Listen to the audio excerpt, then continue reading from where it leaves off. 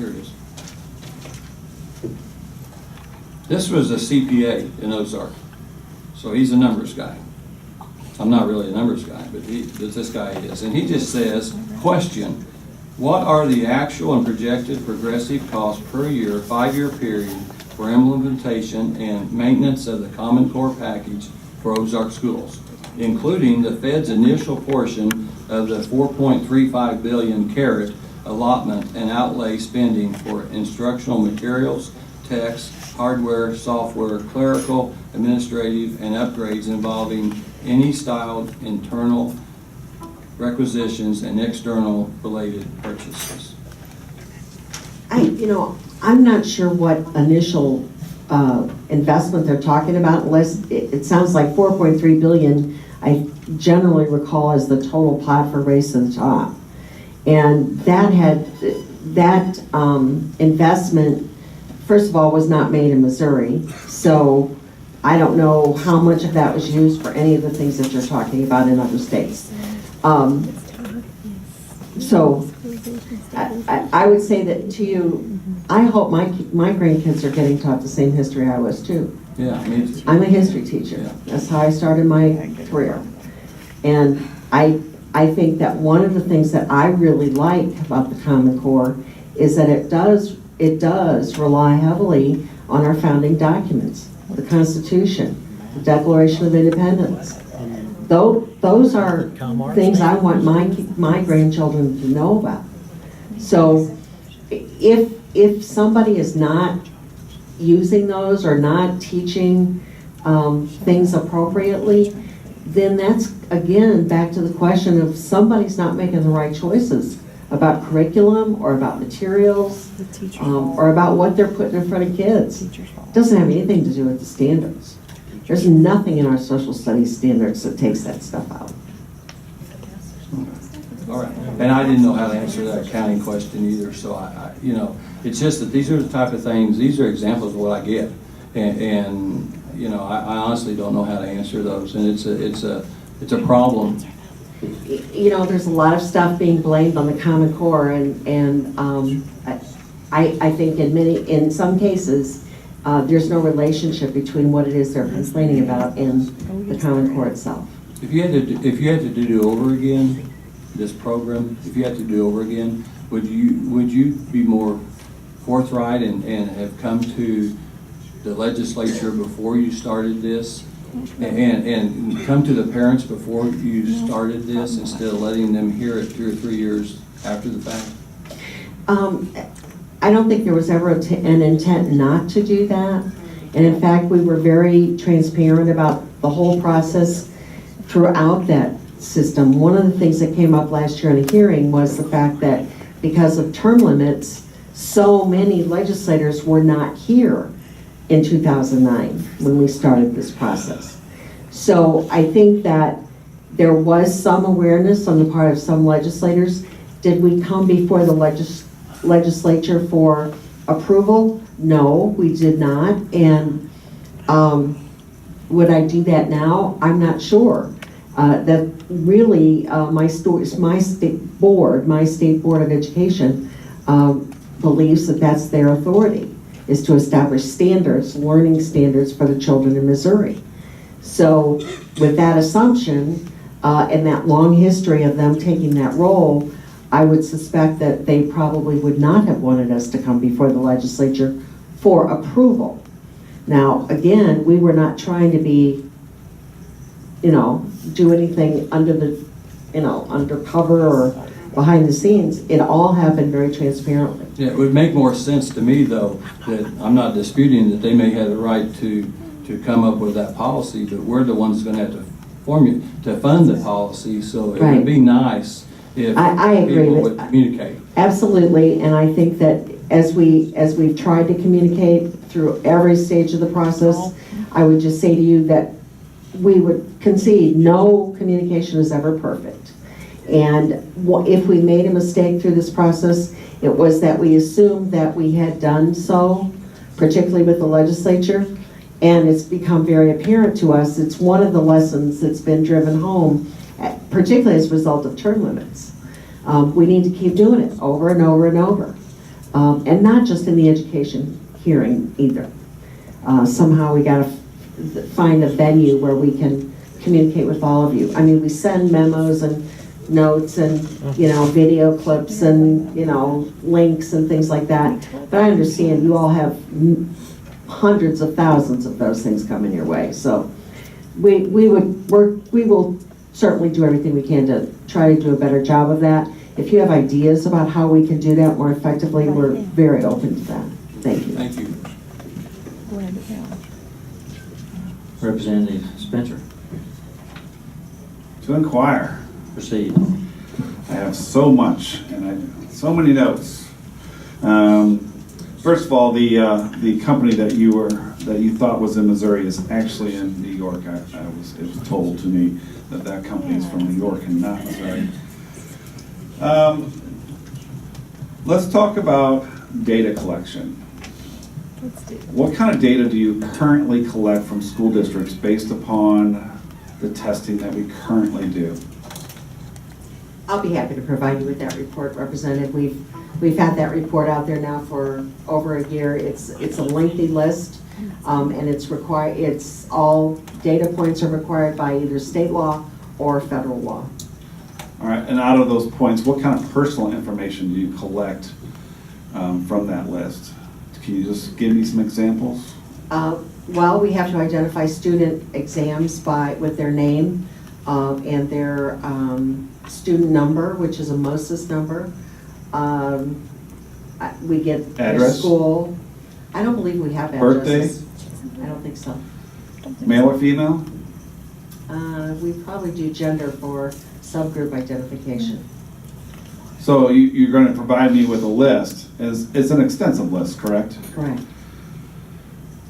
But other than gender and their name and MOSA number, you don't know, can't give me any other examples? What are you concerned about, Representative?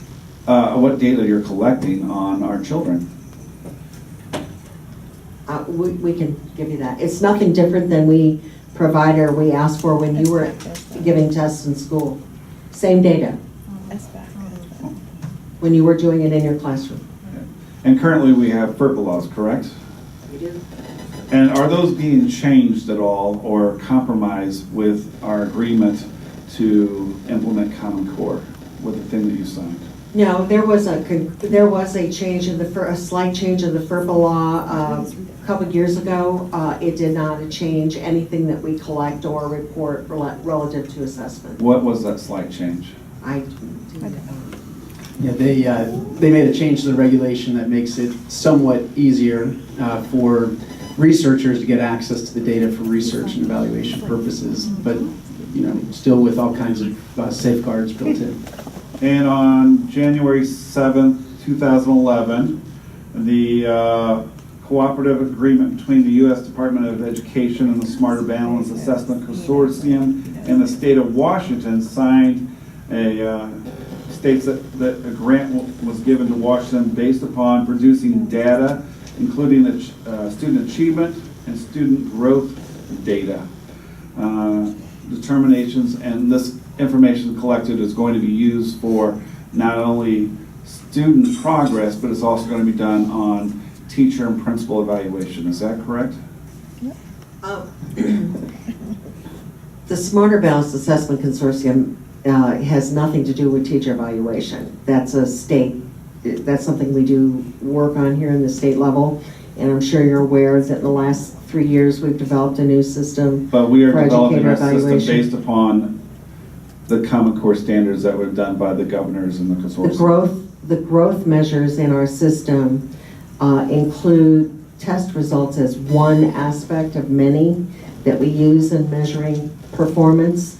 Missouri's been very adamant that we agree that student performance is an important part of evaluating educators, and yet we want multiple measures of data over multiple years to do that. So it's not just one test on one day that goes into that measurement. As far as the data that Smarter Balance has, they're collecting data in the aggregate, meaning totals, not at the individual student level. And in the department, that's how we report data, is in the aggregate, not at the individual student level. But you have their name, correct? Is any information that we collect, we send on to them, correct? No.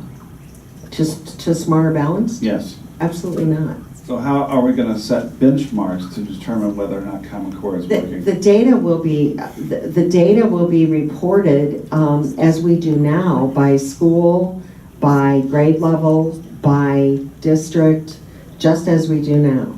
So in our current collection, we can remove things such as their name and just use the MOSA number or some. We don't report it by MOSIS number. We don't report it at the student level. But you collect it from districts with that information. We get it from our test vendor, and then we send it on to school districts.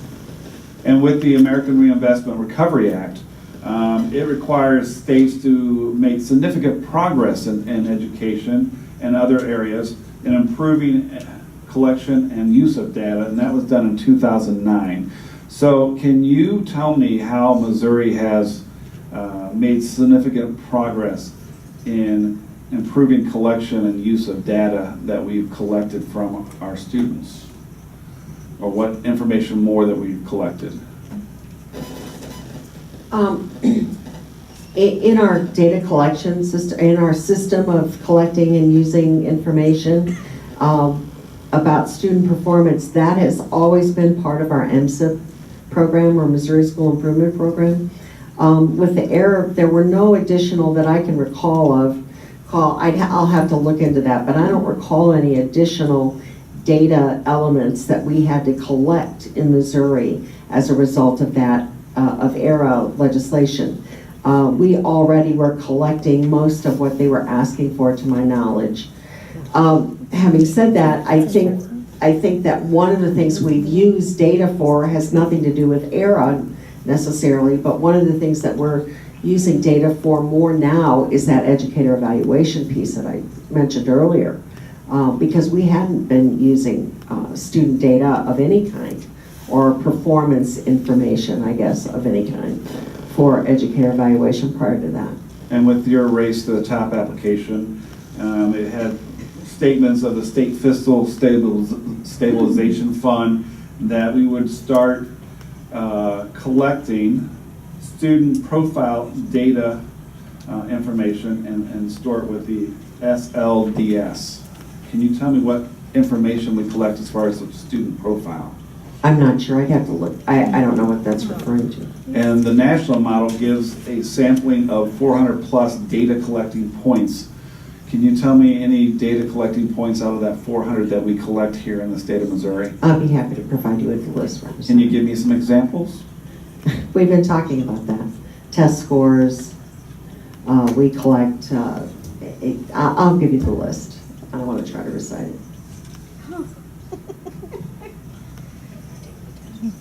And can you tell me, with all the data that we currently collect, how are we processing it other than what you just mentioned earlier with the evaluations and progress of Common Core?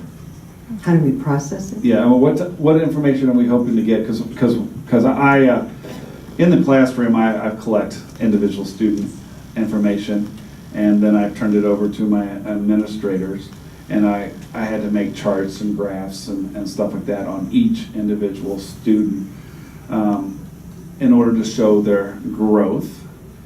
And I found that I spent most of my time collecting data on my students. And I found us to be very data rich and process poor. So my concern is, with all the data that you're collecting, what type of things are we doing with all the data that the teachers are collecting in the classroom? Well, I think you've just illustrated your own point, because in your district there were certain requirements around reporting from teachers and charts and so forth. Those requirements are established at the local level.